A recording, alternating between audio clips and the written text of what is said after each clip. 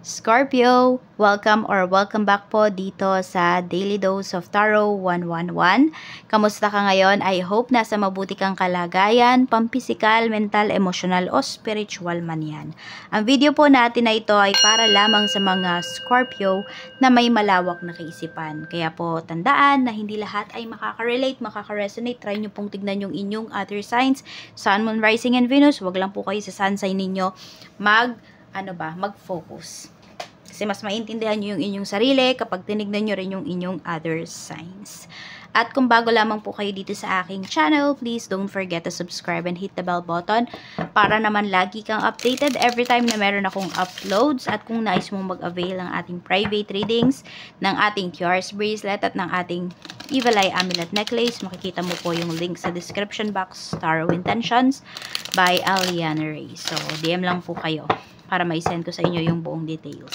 At kung kayo po ay nag-comment sa nakaraang video natin, Scorpio, balikan nyo po, lalo na yung nagtanong ng how much. Yan. Tignan po natin. At kung di ka po pala mag-skip ng ads, maraming salamat po sa iyong suporta. More blessings to come. Mag-iwan ka na din ng baka sa comment section para naman makita ko sino ba yung mga Scorpio na active dito sa ating channel. Tingnan natin ang love life mo. Love life, spirit guide. Love energy, we have the Hermit. So, pwedeng ito, sobrang seryoso na yung inyong relationship. For some of you naman po, nakikita mo na yung sarili mo, na ang kasama mo talaga is yung karelasyon mo ngayon. Meron naman dito, pwedeng both ay senior citizen na po kayo. We have 9 of Pentacles. So, you're very proud of your relationship. Alam mo yung proud kayo, pero very private yung inyong relationship. Ganon yung nakikita ko dito sa inyong relasyon. Hindi kayo maingay ng person mo. Very mature yung inyong relationship. Nakikita ko talaga siya is pang matagalan siya. Sa kaperahan naman, we have Knight of Swords. Okay, mukhang mapapagastos kayo ngayon. We have the Hanged One. Pag-isipan mo daw mabuti kung tama ba itong pagkakagastusan mo or ano ba itong pagkakagastusan mo. Nakikita ko kasi, mabilis, pag nag-iipon talaga, mabilis kayong makapag-ipon. Okay? Pero mabilis din, nauubos yung ipon ninyo.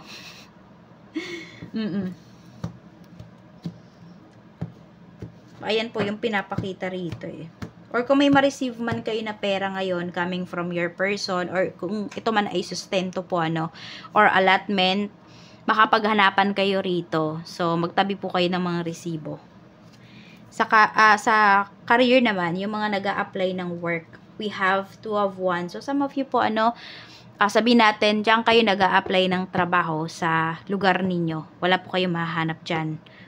Labas daw po kayo ng lugar ninyo. Labas kayo ng comfort zone ninyo. Kung nasa labas naman na po kayo ng comfort zone ninyo or ng lugar ninyo, baka po nasa ibang bansa ang blessing sa inyo. Kung nasa ibang bansa naman kayo at feeling mo ang bigat ng buhay mo dyan, mag-cross country kayo. Ganun po. Ibig sabihin, hindi nyo pa natatagpuan kung para saan talaga kayo at saang lugar kayo uunlad.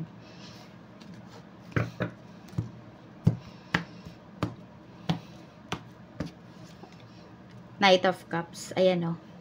Diba? Dito kayo nakaharap. Pero ito pala yung dito yung direction nung pupuntahan po ninyo. Nandito yung direction na madaming blessings, madaming offers ka na marireceive. So, tignan nyo po. Wag lang daw kayo mag-focus sa isang lugar, sa isang trabaho. So, ayan po. Para po kayo ay makapag-work na. Magamit nyo na yung skills ninyo at kumita na po kayo. Sa may mga current job naman dyan, we have Queen of Pentacles. Ang ganda po ng energy ninyo dito. Queen of Pentacles. Ginagalang na po talaga kayo. Pagdating sa trabaho, Scorpio, mataas na yung iba sa inyo, mataas na yung inyong katungkulan. Oo. Kinaiingitan nga rin kayo rito pagdating sa work. Ayan. I don't know kung dapat ka ba magbulag-bulagan pagdating dun sa mga naiingit sa'yo eh. Siguro wag mong pansinin, pero wag ka maging gullible. Protect mo yung sarili mo. We have Queen of Swords. Ito, may naiingit sa'yo isang babae. Could be an air signs, Gemini, Libra, Aquarius. Ayan sinisiraan ka. Binabackstab ka nung tao na to. Pwedeng ito nakatrabaho mo siya sa isang project. Baka nakita nito kung gaano kakagaling, kaya sinisiraan ka na niya ngayon. Tignan natin, pagdating naman po sa business naman, ano. 3 of Wands. So, pinapakita dito, mag-expand pa yung business po ninyo. 7 of Pentacles. Yun nga lang, matagal-tagal talaga siya. Okay? Or kung ito naman ay pinagpaplanuhan po ninyo, huwag kayong magmamadali. Kasi matagal-tagal pa. Okay? Parang it will take 7 months or could be some of you nga 11 months to 1 year pa. Para maging maayos lahat. So, huwag kayong padalos-dalos dito. Kung sa sales naman, okay naman po yung sales ninyo. Actually, matatag yung sales ninyo. Tuloy-tuloy po siya. 10 of Cups.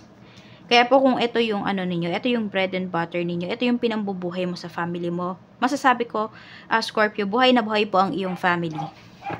Tignan natin, pagdating naman sa iyong health, kamusta naman po ang health ni Scorpio? We have 4 of Wands. So, pinapakita naman dito, matatag naman yung health ninyo. Oo. We have 5 of Pentacles. So, ayun naman, ang pinapakita. For some of you, pwedeng wala naman po kayong yung lahing sakit ba, ganyan. Ayun naman ang pinapakita rito. So, we have 5 of Pentacles. More on yung iba lang sa inyo, pwedeng magiginawin kayo. Check natin, mga maiisip mo or bagay ba na, could be ba, lagi mong maiisip ba, ganyan. Tignan natin, ano yung lagi mong maiisip ngayon. Okay, we have travel. So, ayun, siguro kaya nananahimik yung iba sa inyo, nag-iipon kayo pang travel. O yung iba sa inyo nga, magaling kayo mag-ipon, basta pagdating sa pag-travel po ninyo. Or ang dami nyo talagang nauubos na pera ba pag nagta-travel? Hindi ba kayo yung nagta-travel na budgetarian lang yung budget ninyo?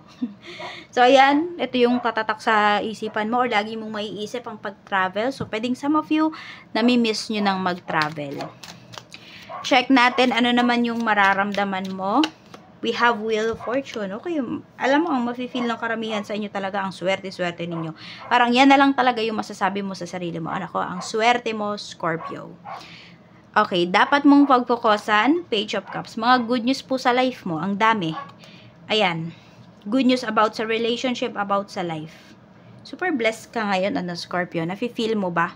Okay, you feel it. Embrace it. Appreciate it. Yun yung gawin mo. Tingnan natin. Ano pa yung mensahe for you? Okay, so ito yung mga mararamdaman mo. Dapat mong pagfokusan. Dapat mong iwasan. We have the Fool. Maging pabigla-bigla pagdating sa mga desisyon mo. Tsaka dapat mo muna talagang iwasan. Kahit ito, naiisip mo yung pag-travel. Tapos ito, we have the Fool. Iwasan mo daw muna to. Kasi baka maubos naman yung budget mo. Yan. Pero kung alam mo naman sa sarili mo, diba, na naka-budget yung pag-travel mo, talagang binadgetan mo to, pinag-ipunan mo, edi go. Ayan, kasi pwedeng meron ka namang blessings na makuha rito. And experience, new experiences. Tignan po natin, okay? Pero ayun, as of this time, medyo iwasan mo muna, not because of money issues, hindi eh. Pwede po na pwedeng divine intervention. So, tignan natin, paparating na blessings para sa'yo. Paparating po na blessings for Scorpio.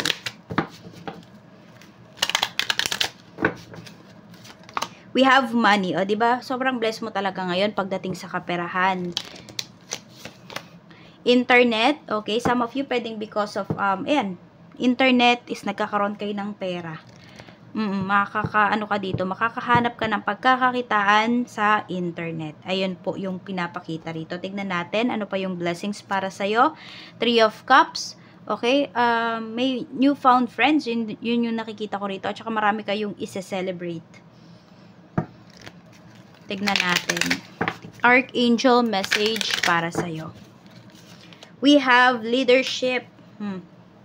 Sabi dito ni Archangel Gabriel, it is time for you to assume your leadership, power, and position and lovingly guide others. Ayan po, no? Leader talaga yung datingan ninyo Scorpio.